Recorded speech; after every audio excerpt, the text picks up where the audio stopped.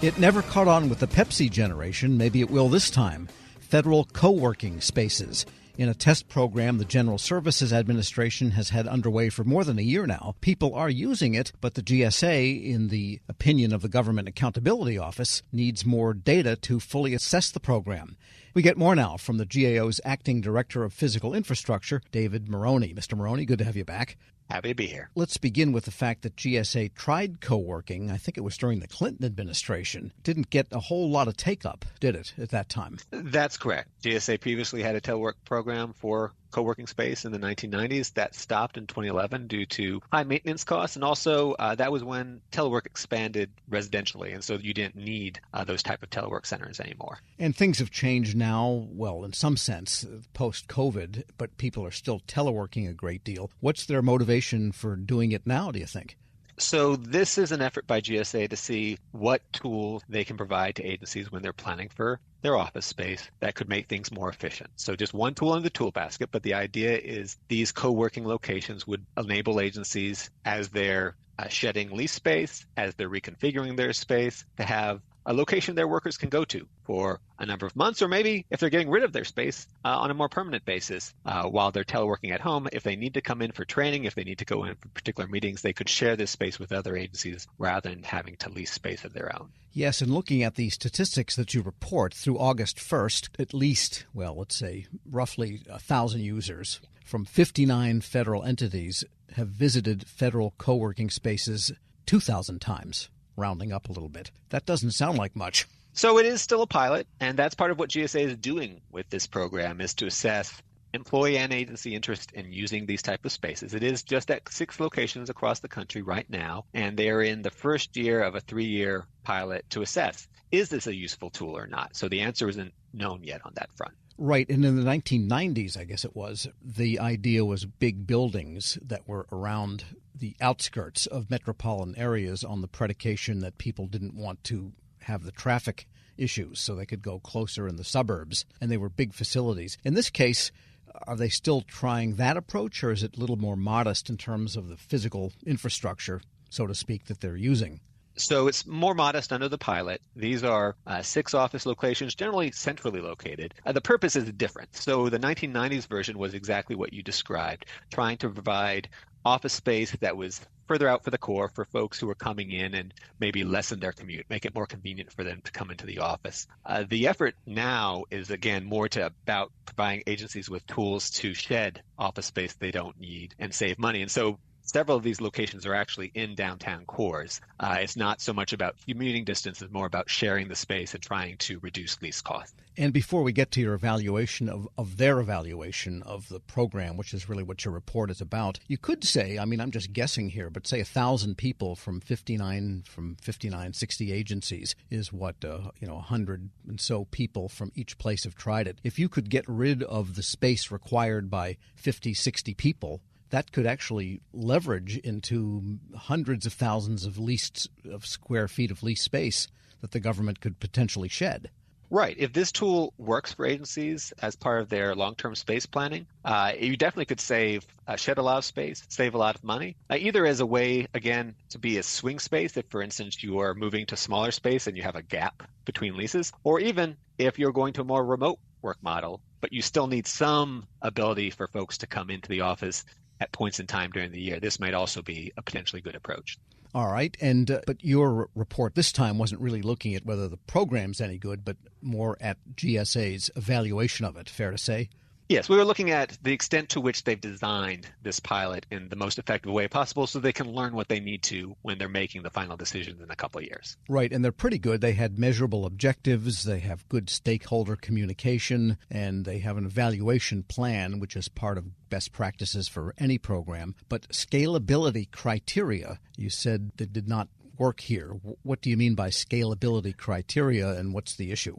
Yeah, that's a mouthful. And basically what we mean by scalability criteria is good pilot programs early on know these are the metrics we're going to use to decide whether we expand the pilot or contract the pilot, and also whether we make it just part of our normal operations. Does the pilot essentially succeed and become part of how we do business? GSA hasn't established those type of criteria for this pilot yet. They are still in the first year, and they have been focused on coming up with a pricing structure Right now, agencies don't have to pay to use this space. They will. But based on our prior work, we found you still need to have this kind of criteria early on so you can collect the type of information you need to make those decisions about, do we add another pilot location in another city?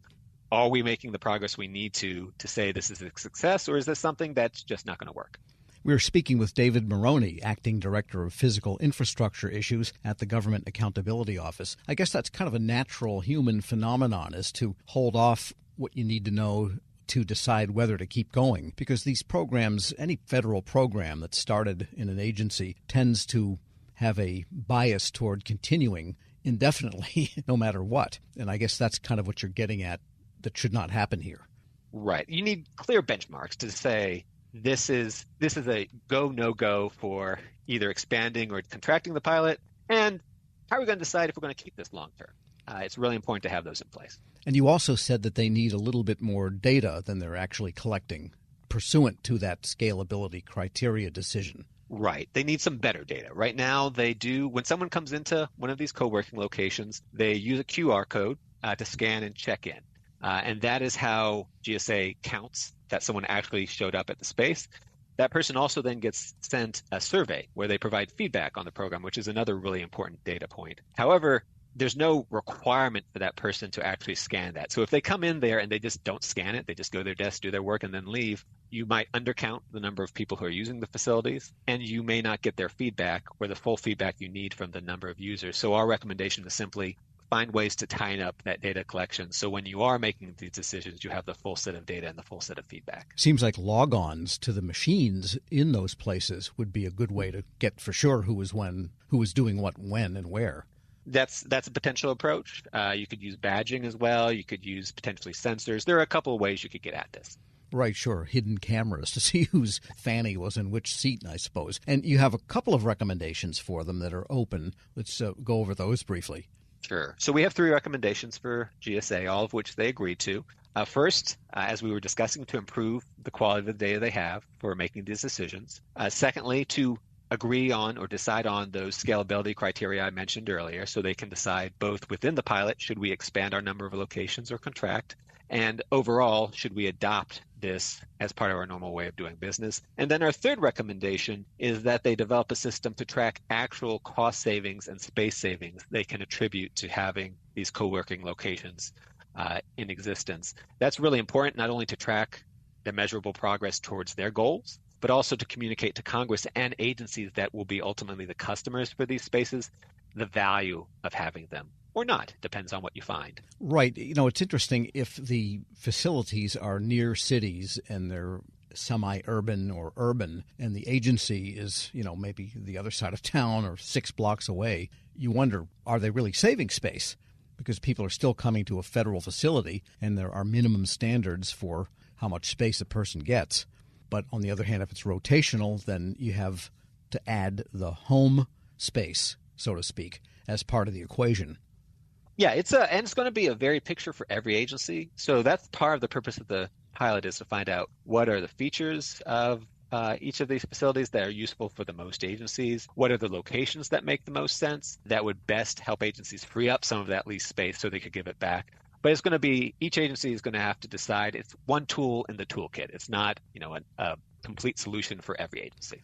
And in the bigger picture, as the government struggles to find out how much space it actually needs real estate, doesn't it strike you as a little bit like that Twilight Zone episode where the train runs around and around and keeps coming back to the same spot and they haven't gone anywhere?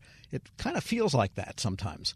It can. There can be this feeling of inertia in terms of actually staying space. Now, to be fair, agencies are getting rid of some of their unneeded office space. That's been going on for a number of years now. But we think there's more that can be done in this post-pandemic telework environment where there's just much greater use of telework and much less use of the existing office space.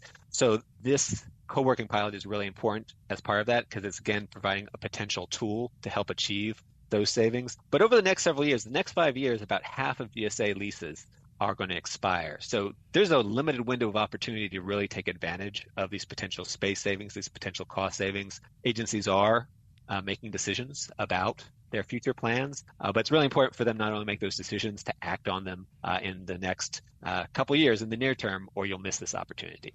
David Marroni is Acting Director of Physical Infrastructure at the GAO. Thanks so much for joining me.